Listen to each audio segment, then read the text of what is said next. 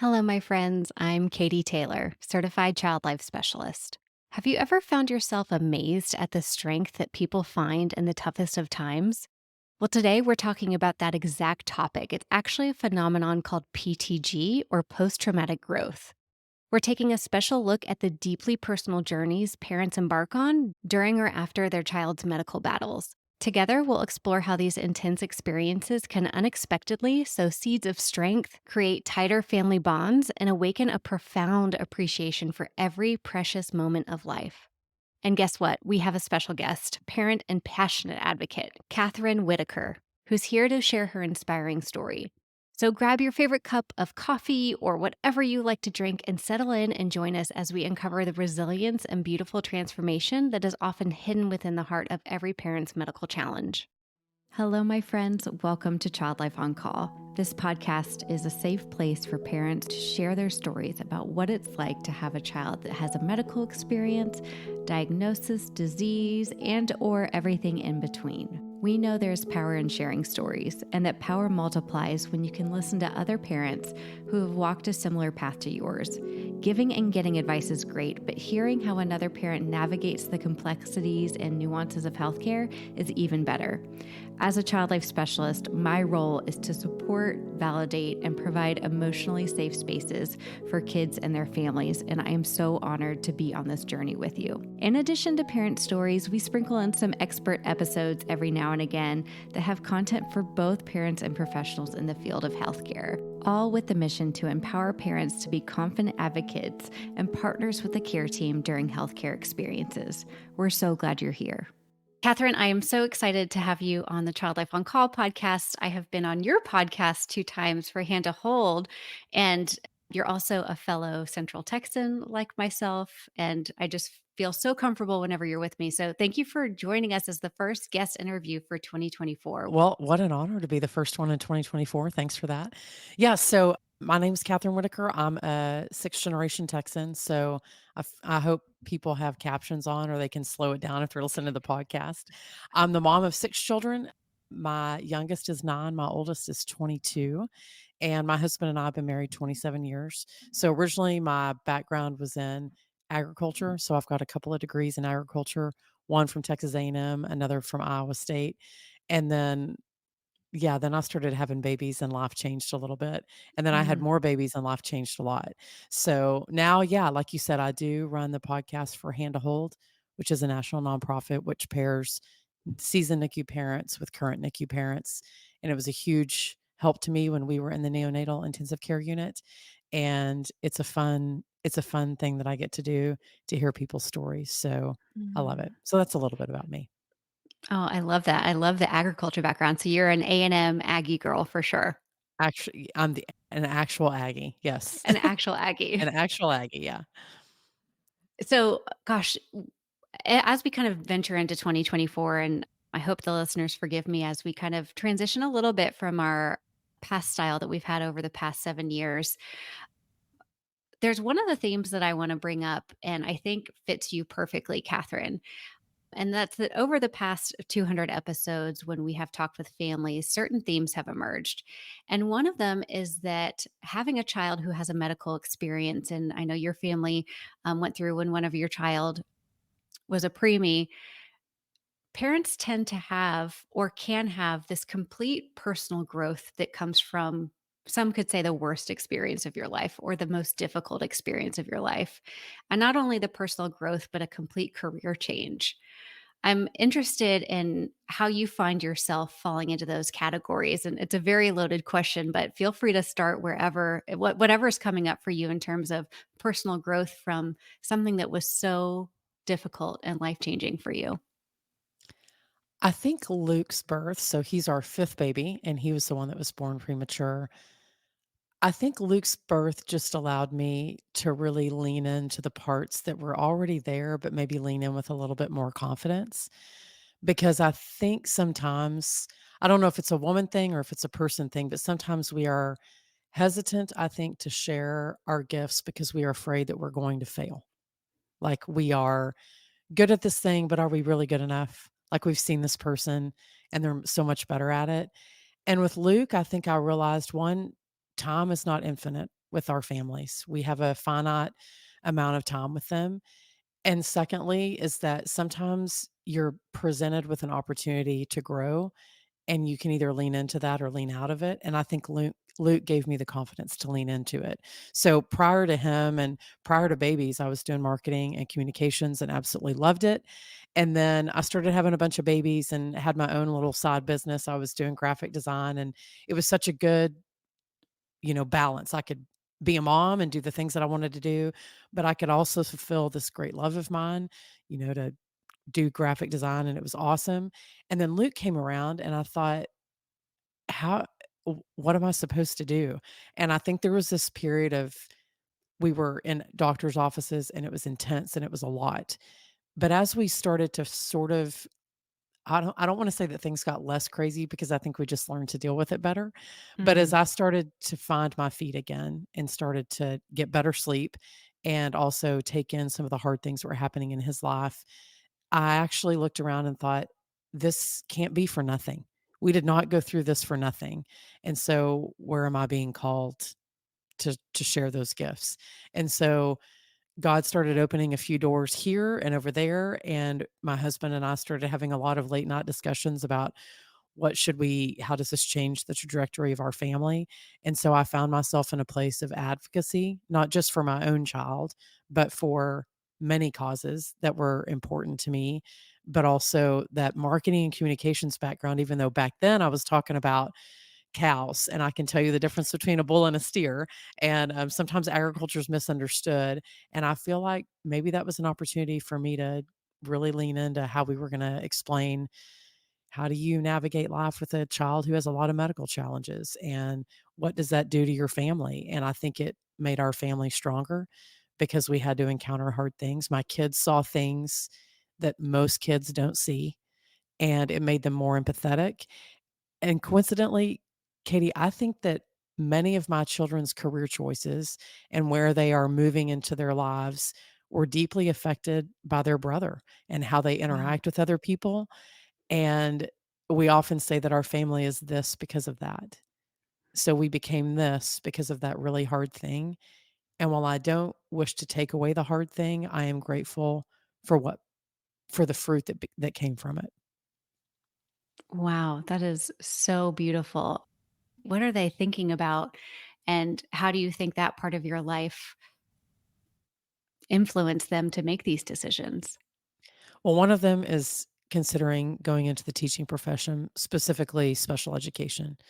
And that brings me a lot of joy to know that this experience, because I think as parents, sometimes we worry, did we scar our children? Did we let them see too much? And should I have done Mm. a better job of being the buffer? And I think I spent a lot of time, Katie, in the early years, right after Luke was born, trying to be the buffer, trying to let my children know nothing's wrong, everything's fine, everyone just keep moving forward.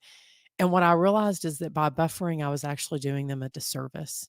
That while it's important to shield them, I think, from some of the adult things, some of the really hard Right. stuff, but I think we do our children a disservice by buffering all of it out because we don't allow them to grow and to see and to experience. And so as we started to remove some of that buffer and involve them in some of the things like, hey, there are reasons why we do things, this is why we travel this way, or this is why we eat this way, or this is why we do things this way, that instead of them resenting us, they actually started to say, I mean, yeah, that's fine, mom. We'll do it that way. And then they started to look outside of themselves and see other families that were dealing with things maybe just like ours or harder than ours. And there's this real empathy to them. So I see that and how they interact with their friends and with their coworkers. And it brings me tremendous joy to know that the thing that I feared was going to scar them actually formed them. Oh, wow. What amazing kids. They're so lucky to have you as their mom. And a mom of 6 is not easy to balance all of the needs and all of the feelings. It's difficult. Oh, I'm a there's a mom lot of of 2. feelings. There's a lot of feelings, right? Yeah. And then I also, it's so interesting. I came into this episode talking about the personal growth of you, but what we also see is the personal growth of your kids, the personal growth probably of your marriage. I laughed out loud and cackle when I read your website. I have to just say this really quick. In September 2009, Kathryn gave birth to a preemie, Luke, becoming that family that everyone talks about, shakes their head and says, I don't know how they do it, was humbling. Pretty sure survival was a combination of divine intervention, some pain meds, a great marriage therapist, a compassionate priest, and the occasional Shiner Bach. Luke's life and its many lessons redefined Kathryn's family. And I imagine the personal growth that comes from your own personal experience, but also just within your family, with your relationship with the divine or spirit, whatever that may be, within your marriage are all parts of it too. Oh, for sure. I mean, I don't think anyone that goes through something difficult does it on their own. I mean, there's certainly a community of people. Maybe it's, a faith community, maybe it's your neighborhood, maybe it's your own family, maybe it's, your friends. But I think that I was living life, Katie, pretty independently. I'm top A. I was like, I got this. I do not, there is no hill I cannot climb, no mountain I cannot crest. And then we got ourselves a preemie. And I looked around and was like, okay, well, this is maybe a little bit out of the wheelhouse of expertise. And I finally started trusting other people and allowing them and inviting them, I think, into the hard parts of our life where I was feeling, I think we talked about this earlier, when I was shielding some of my kids, I was shielding some of our friends and family from the hard stuff. And finally I was like, why am I doing that? They need to be invited into this because we're not the only ones that can grow here. Other people can too. And maybe our experience might make someone else's less difficult. And that was all, I think, part of a good healing process of when you go through something traumatic, you don't want it to stay that way. And when you look around and see someone else like, I can't believe someone else has to do this. Well, I'm going to step in because this one thing was really hard for me and I want to make that easier for them. And I think that was all part of the way that it's supposed to be, is that we are not supposed to operate independently in our lives. We are built Mhm. for community. Yeah, we are. And it really starts with that vulnerability of you being able to open up to your kids, to yourself, to your families, which is not always easy to do when you're, just kind of hanging by a thread. Yeah. There was something you said at the beginning about being a strong advocate, not only for Luke, but for other kids too. Do you have a memory or a story about one of the first times that you advocated for Luke or for yourself, or maybe for one of your other kids during your kind of medical journey and your experience with Luke that really stood out to you and said, wow, I actually have a say in how things can go, or I can participate. You're not an outlier. You're actually a part of Luke's care team, the most important part. Well, I would like to say it was because I planned it, but I think it was just my instinctual mama bear. So Yeah. he had been in the hospital 9 days at the main hospital here in Austin and was kind of going through some ups and downs. And then we hit the hardest day of our life where Luke stopped breathing. And we had to resuscitate him and transport him over to Dell Children's, which is the children's hospital at the time back in 2009. And at the time, the doctors were discussing, should he go into surgery or should he not? He had a illness called necrotizing enterocolitis. Mm. So for the lay listener listening, that is an infection in the bowel, and once your bowel dies, it does not come back. So it was critical. Luke had a 2 in 10 chance actually of surviving that surgery. And I remember looking at our NICU nurse and I said, I want to speak. I do not know where this came from, Katie, but I said, I want to speak to the neonatologist and I want to speak to the general surgeon and I want to speak to them separately because at that Mm. time they had conflicting ideas of what they wanted to do. And she looked at me and she's like, okay. And so this general surgeon walks in the door and he is like 6'4", Yale, top of his class, Mhm. so gifted. And I said, you're going to put him into surgery based on what? And he explained, and then he brought in another surgeon, and we talked through it, and then he walked out the door, and then the neonatologist came in, and I said, "So explain to me why you do not think that Lucas is a candidate for surgery." And my husband happened, of course, it was the one time that he had decided to slip away just to go take a shower and hug on our kids at home. At the time, we had 4 children under the age of 8 at home, Wow. And he came back and he said, "You did what? You dressed down 2 doctors?" And I said, it was love, Katie. I loved my baby, and I knew while I did not have a degree in neonatology, I was not well-versed in pediatric surgery, but I was his mom, and I carried him for almost 9 months, and no one loved him more than me. And I think it was in that moment that I realized, "Hey, that counts for something." I may not have the medical degree, but I do have the connection with my kid that I will carry with me for the rest of my life because I know that when that doctor walks out of that room, while they definitely care about my child, they care deeply for our family, they are moving to the next patient and they also have a family at home that they care for, but I'm here. And I think it was in that moment that I decided I'm an expert in Luke, and I'm gonna own that, and I'm gonna speak up when something doesn't feel right, and I believe that if I had stood up earlier, we may not have been in the position of him getting neck, but, you can't go back in time and change those things, but in that moment, I decided I'm his mom, and I, owned it, and I think you stop wallowing in the hard stuff, and I'm like, "All right, my job as his mom is to be his voice, and I will be that for as long as he needs me. And now that he is, in middle school and moving into things, now when we go to doctor visits, I'm like, okay, this is where you have to advocate for yourself. Yeah. And, but I have found myself advocating for things other than Luke, whether they be medical for some of my other children or things that I believe in, at our school or in our community, but that only shifted because of Luke, and I think it shifted not just because of him, but also my tone shifted of one of, "You have to do it my way," and instead being like, "I think we can do this better," and so my tone changed from one of, authority to one of love, and I think there's a difference when we advocate for things out of just, fire and brimstone, or when we advocate out of things because we care deeply and it comes from a deep place of longing and a deep place of love. Wow. What was your ultimate decision after talking with the general surgeon and the neonatologist?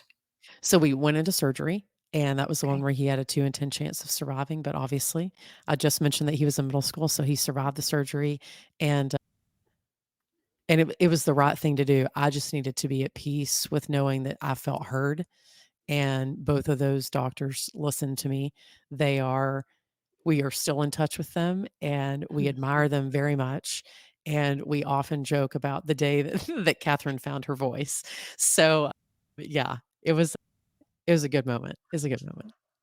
Wow, what a beautiful moment, and it's right, it's like the timing has to be right, the moment has to be right, I often tell families, start advocating for small things first and just get good at practicing it, because that moment will come where you'll find yourself making the most important decision. You thought medical decisions were up to the care team, but often these big choices are up to parents and you have no experience and no training in it and you do have to trust yourself.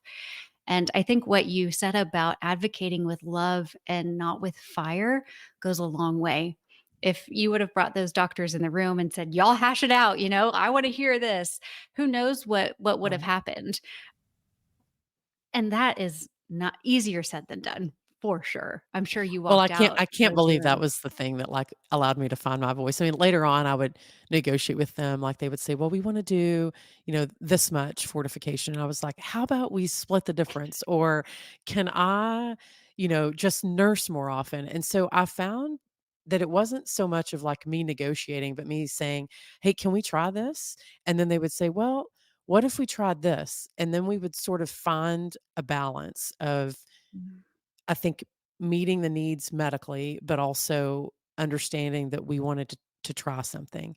And I think that was the benefit of at that time, Dell was really one of the only hospitals in the area that was doing family-centered care. So we were rounding, with the team of doctors, and I was seen and my husband as well were seen as integral members of the team. And I can tell you that I wish that that had been around many years ago when we were dealing with other stuff with some of our other kids, but I mean, parents know intrinsically what our kids need, and I think when you take that with all the people that are in that room, child life, the chaplain was there, the surgeon was there, the nurses were there, the specialists, everybody sees a different piece of the puzzle, and when you can all sort of lay them out on the table, the person that wins is the kid, right? The person Mm. that comes out better because everyone has shared their perspective, and you get the very best of everyone as opposed to bits and pieces of what everyone thinks that should be done. And so I think that advocacy really blended well with sort of the style of care that we were getting. I would love to tell you that in 2023 or 2024, when this podcast is airing, that family-centered rounds are a thing that happens in every single hospital, but I can't tell you that. If parents are interested in having more of a voice, more people at the table, how would you recommend they start asking for something like that? I think it's helpful, Katie, when people identify, like, what's the big 3 things? Like, is it Mm, in Luke's case, like, we were trying to get him to gain weight back then, so do we bring in gastroenterology? Do we bring in nutrition? Who do we talk to? So I think it was my primary link to all of those questions was my NICU nurse, and I would ask her, "Okay, so these are," and I would have my list of questions. "Okay, so these are the things that I'm most concerned about. Who do we talk to? Who do I ask?" And so I think it's just being unafraid to ask. I think we have to realize that while those doctors and nurses and all those specialists are experts, you are too. So yeah. believing that you were on the same plane, I think is the first thing. And then second, sort of as questions would come, I would just write them down. And the nurses knew they were next to his bed. And so sometimes those doctors may round maybe when we weren't in the hospital. And so I would say, "Hey, if so and so doctor comes by, I want the answer to this question, and I'm gonna be testing you when I get back if he's come by." And it was so good because then I would come back and they were like, "Oh, yeah, he did come by or she did come by, and this is what they said." And then I could follow up with that. So I started keeping a notebook of every doctor and every anomaly that Luke had, and then we just sort of drilled down what's the most mission critical. And it took a while to drill down because there were a lot of mission critical things that we were dealing with him, but I think having a place where you can write down your questions and then believing that you are worthy to ask those questions and qualified to ask those questions, and then following up with them. So I spent a ridiculous amount of time on the phone with nurse practitioners and specialists trying to figure out what the best course of action was, but it became my full-time job, and I Mm. didn't know that that was gonna be my full-time job, but I think just believing that you can be the person to ask the questions and then writing those down. I mean, because when we first started in the hospital in the NICU, we were not it was not family-centered care. So, it was like to each their own, and Mhm. I'd say the 3rd part of that was find yourself some community. There were some other NICU moms that I connected with, and while some of our kids had some of the same issues, not necessarily, but the desire to help them meet the next milestone was there, and so I think that we found a lot of camaraderie and solidarity in one another, like, "Yeah, you should go talk to that person," or, "Why didn't you say this?" or, "Oh, definitely do that." So it was sort of encouragement to be like, "Okay, I'm not the outlier here. Like, I'm not asking for too much, I'm not demanding too much, I'm not asking too many questions." And so to have them in our corner was really helpful. Oh, it's so smart. And the way that you present it as like the big three, I think is a very tangible way for parents to do it. Choose three things to focus on. And maybe they'll be different tomorrow. They probably Yep. won't be. But write those down and focus on those and see where you can step in. And the other thing I would just add to that is one of the things that parents can do that they may not know is ask for something that's called a family care conference. And if you don't have family centered rounds, if you have people coming in and out that you aren't able to see, a family care conference is when you, the parents, sit around with all of the specialties from PTOT to speech to the neonatologist, even the surgeon. All of the specialties that are involved in your child's care have a representative to come sit at the table. And I would ask for one of those, and you could ask the NICU nurse for that, the social worker, child life specialist, and they can start putting a bug in the ear and say, we need to get this going. And often specialties like doing these because it gets you so much closer to discharge faster because everybody is on the same page. Yeah. So don't be afraid to ask for a family care conference. And if you're afraid to ask, just start with curiosity. activity? What do these look like? If I were to ask for it, what would be a good time to do it? But I love those, and my last 2 cents there is bring someone to take notes for you or ask the social worker to take notes so that you can be present during the meeting. I would often find myself maybe I didn't have a great or know the family, not have a good relationship with them, but I just didn't know them. If they had a family care conference, I would introduce myself ahead of times and offer to take notes so that they could stay present. And what I could do is understand what the medical team was saying, write down their questions, their answers so that the family could be present. And it was a great rapport building activity for myself to have a relationship with the family, but also just allowed them to stay present and really listen to what the team was telling them.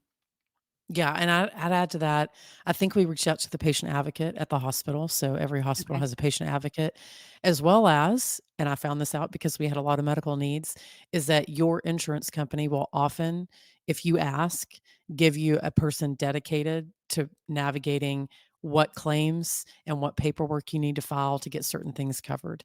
And so I believe it's called a patient advocate on the insurance side, but that person was immensely helpful to us because she allowed us to say, "Hey, we want to get this covered." And I was like, "Okay, so what's the CPT code for that?" So we would figure out like, how do you need to code that so that it gets covered the right way so it doesn't get denied? And then you have to make 17 more phone calls to get that covered. So when you have a lot of medical needs, you can, if you have insurance, you can ask your insurance company or you can ask the hospital billing office, I need I need some help here, and don't be afraid to negotiate the terms of things like bills or coverages because those are all things that you are well within your rights to ask for.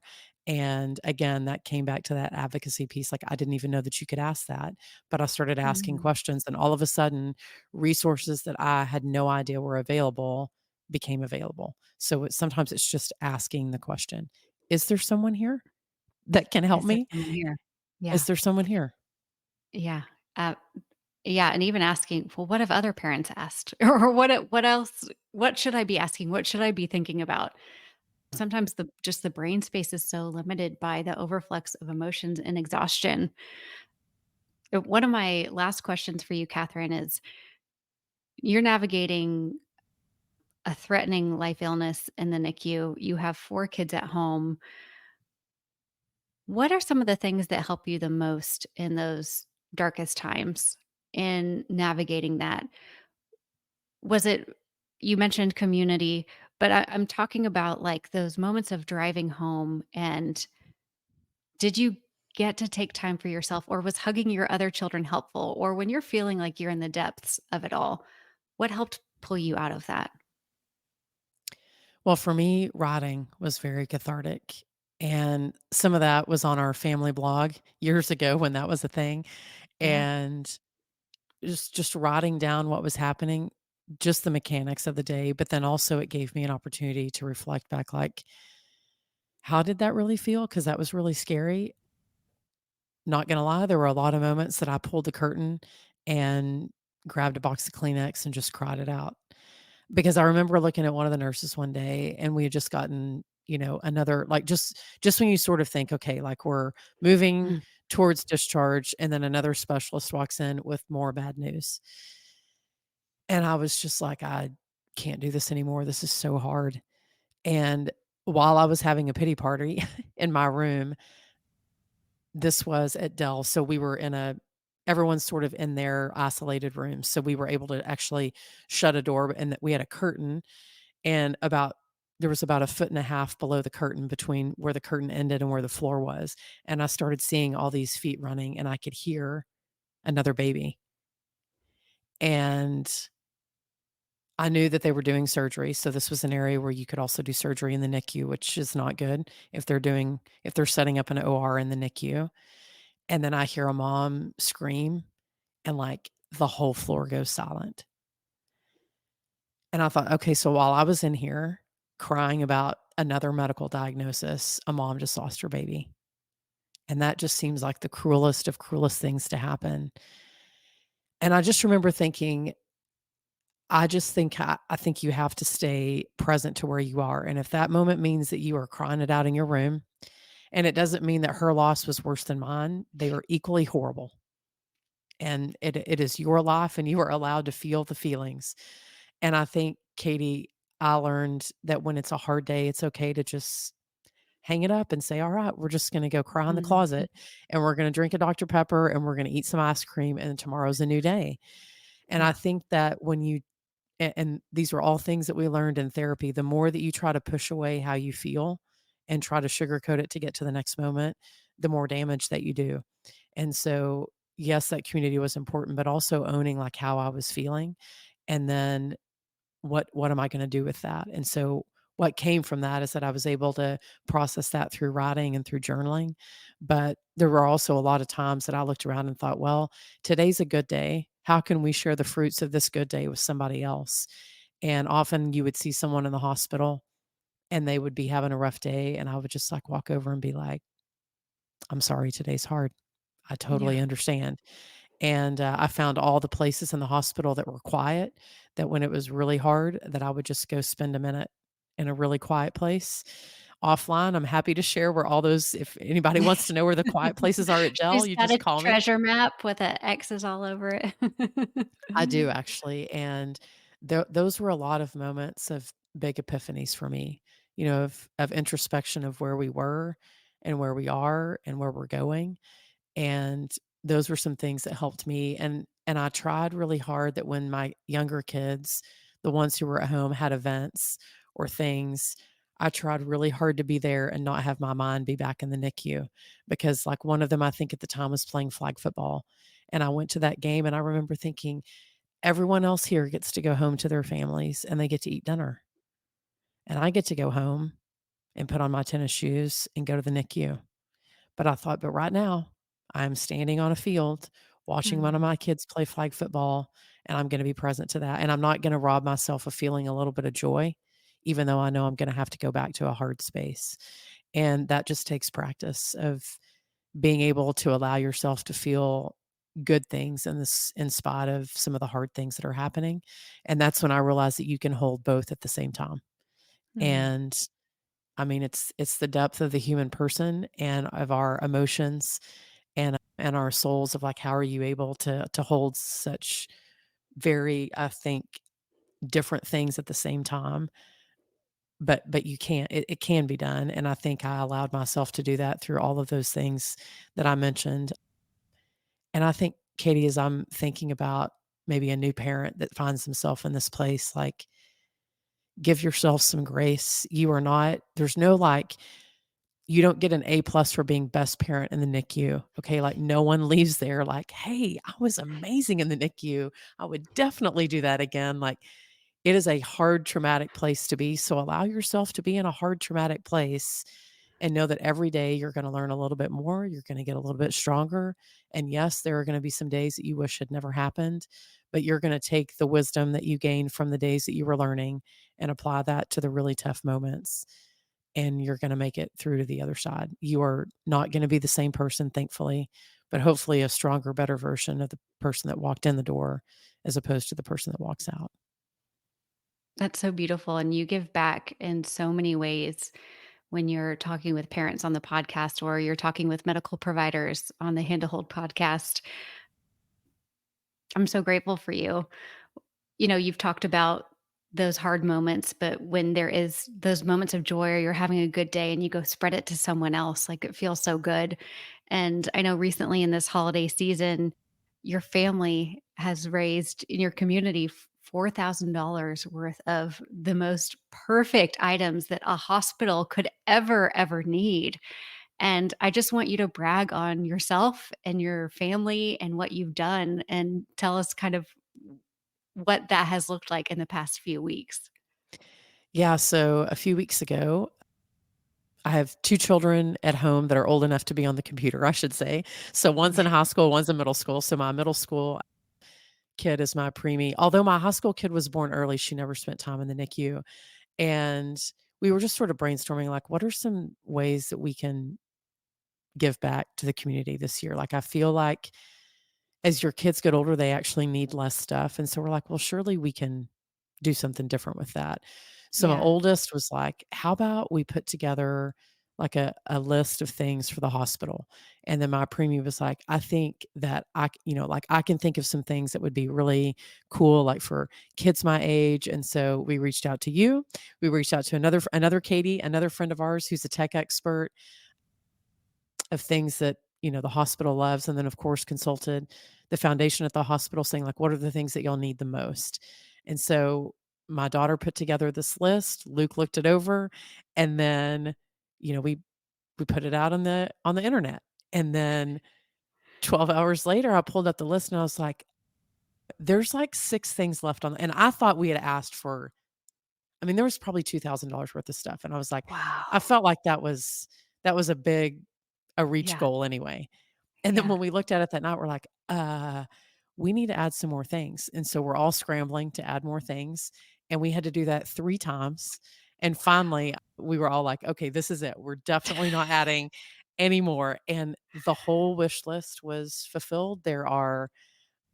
In fact, I'm looking at some of the boxes right now. So we have portable DVD players and bubble wands and model magic and perla beads and Legos. I mean, I Every everything that child you life specialist who's listening right now is, like, drooling over what it's you're saying. yeah, JBL speakers that you can, like, hook to a IV pole that a kid can listen to music, headphones. I'm trying to think of what else I had in there.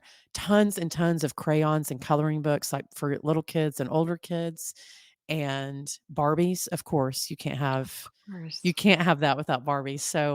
So many of the things. Oh, and dry erase boards, that was probably a big one, with Mm. dry erase Yeah. markers so that kids can communicate, and parents too. So I remembered being in the hospital, and I remembered child life saving us so many times. And, if we can be a small fraction of that, whether it's a kid who's 2 years old or whether it's a kid who's 17 years old sitting in the hospital this Christmas, it is, and we have been in the hospital at Christmas time, and it stinks. It's hard. Being in there Mhm. anyway is hard. But when everyone else seems to be living their life, I remember summertime was a hard time too because Yeah. everyone else was at the pool and living their best life and eating ice cream. And we were NPO and Yeah. eating nothing. Yeah. And Eating air. so yeah, we were just looking around thinking, "Wow, everyone else is living their best life, and here we are." So, I am probably gonna break down and cry when we're delivering it all today, and Mm. so, yeah, it's gonna be pretty awesome. I can't wait. It's so beautiful, and thank you for doing that. I My daughter had an accident last Thursday, and we found ourselves in the Dell ER. Had the most wonderful experience, and Cameron had so much fun, she didn't wanna leave, and we got home, and she needed the blanket and the stuffed animal, and, it's just she talks about that experience like it was the best thing, and it was so scary. Yeah. So, they do make a difference, and when you see your community show up for you like that, like, "This is something we wanna get behind," it feels even better. I was I I couldn't walk into my dining room without crying every time. I just was Oh, like, wow. I cannot believe that, people I mean, it was personal for us. Like, this is going to the hospital where my kids have been treated, where their lives have been saved, and I know what it's like to sit in that. I know what it's like to sit there and feel helpless and alone. Even though social media, like, connects you to all these people, it is a really lonely place. And Mhm. so I remember, like, they would come down and they would have, like, the cart ride, and they would just be like, "Pick a toy," and I'm like, "And we pay you how much?" And they're like, "We don't. You don't." And I'm like, "What are you talking about?" And so to Mm. be able to be the people that are outfitting all that stuff or giving that kid that one little glimmer, like, we watched so many movies and played with so many toys, and I just remember being so grateful. In fact, I think it was our 3rd week in the hospital. As I was walking into Luke's room, I noticed that there was a plaque on the door, and it had, like, the name of the donor that had, like, this was their room or whatever. And so I called the foundation and I said, "Can you give me, like, their address, or can I write a letter to them and will y'all make sure that it gets to them? Because I need people to know that their gifts of money or of time or of resources, like, they affect real people. Like, We're a real Mm, family. we're And here. so I every room that we ever visited that had any sort of plaque or whatever, I wrote them a note and I'm like, "This is our family, this is what you did for us." And so to be able to be on the other side of that, more gratifying than you can imagine. Mm. Well, thank you so much for your time, how you spend your days bringing joy to others, and I can't wait to hear how today goes and just how much fun Yeah. and that I hope there's tears and I know there will be smiles. Yeah. Those are the best kind. When you're crying because 'cause you're so happy. Those are the You're best so kind. happy. Those are Yeah, the best kind. yeah, Well, thank you so much. You also have a book out and you have a podcast. So, tell us all about where we can follow yeah. you, all of the good things so people can stay connected with you, Kathryn. Yeah, so we have 2 podcasts through Hand to Hold. So one is NICU caregiver and parent focused. It's called NICU Babies Parent Support. So we had, oh my gosh, 50 something episodes this year that we published in Amazing. 2023, 2024. We've got some more coming. So that's an amazing resource. We talk a little bit about everything, but our next season is actually life after a NICU admission. So the first 6 weeks. So we're going to talk about all sorts of things in that particular season. I'm really excited about that. And then NICU Heroes is for NICU professionals who need continuing education credits. So you can listen, those are an hour long podcast. And so you can get credit for that. And we have a whole slate of amazing guests coming in for 2024. And then the name of my book is called Live Big, Love Bigger. And it's about a little bit about our preemies life, but also how our family was transformed. And the whole purpose of the book is how to live an intentional, hell yes kind of life. So you can Mm. find it over on Amazon or wherever you get books. But yeah, it was a lot of fun to write. And I birthed it into the world just before the pandemic. So it was fun to write Wow. that. And then it's also an audio version too. So you can hear my Wow. Texas accent if that's your thing. And it's over on Audible. It's definitely my thing, and I will definitely listen. Well, thank you so much, Thank Kathryn. you. Loved having you come back anytime, and thank you for all you do. Happy to do it. Thanks, Katie. A huge thank you to Kathryn for being our first guest in the 2024 season of Child Life on Call. I hope you all got as much out of that episode as I did, and I just am so grateful for her. If you want to go follow Kathryn on Instagram, I would highly recommend it. She is at Kathryn Whitaker. She spells her name Kathryn. Whitaker is Whitakertx for Texas at the end. And she mentioned several other resources, handtohold.org, which is an amazing resource for NICU parents. And she runs both of their podcasts. So if you want more of Kathryn, you can definitely go get more Kathryn. Make sure if you're not already, you're following Child Life on Call on Instagram. And we've got a lot of fun things going on at Child Life on Call, from the Child Life Circle for Child Life Specialists, where we are just a loving community of supportive child life specialists who get together to share resources, get affordable PDUs, and engage in clinical supervision so that we can stay in this field for as long as possible. And then I would love to give you a demo of the app Child Life on Call, where we help hospitals expand and enhance child life programs to make sure that families get access to child life services regardless of when they get into the hospital. And when they're discharged, they continue to get that type of support through tips, resources, and all the good things that Child Life offers. You can do that at childlifeoncall.com/app. Thank you all so much, and I will see you here next week.